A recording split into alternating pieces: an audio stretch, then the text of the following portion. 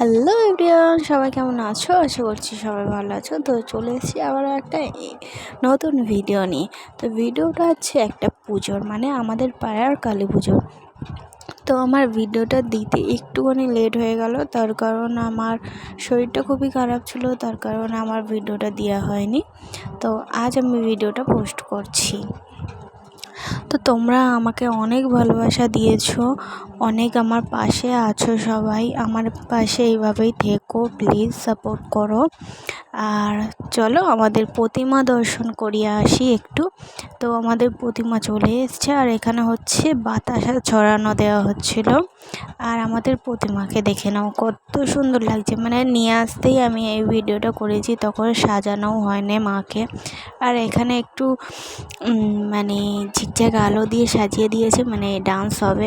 আর এখানে হচ্ছে আর একটা কালী পুজো হচ্ছে, মানে আমাদের পাড়া থেকে একটু দূরে। তো সেখানেই পুজো দেখতে চলে গিয়েছিলাম, তারপরে আবার চলে এসেছি আমাদের বাড়ির সামনে পুজোতে। তো এখানে সবাই নাচানাচি করছে, একটু ডান্স করে নিচ্ছে, তারই ভিডিও একটু ছোট্ট করে শেয়ার করলাম। তো সকাল হয়ে গেছে, এবার তো মায়ের বিসর্জন হবে।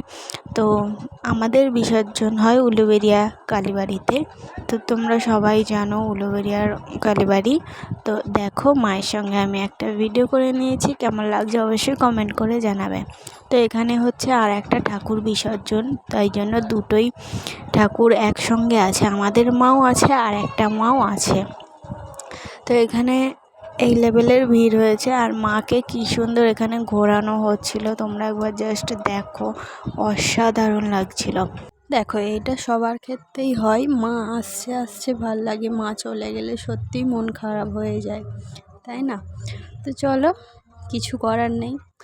আর আমার নেক্সট ভিডিও খুব তাড়াতাড়ি আসতে চলেছে, অবশ্যই আমার চ্যানেলটাকে সাবস্ক্রাইব করে রাখো আমার ভিডিও দেখার জন্য। তো টাটা।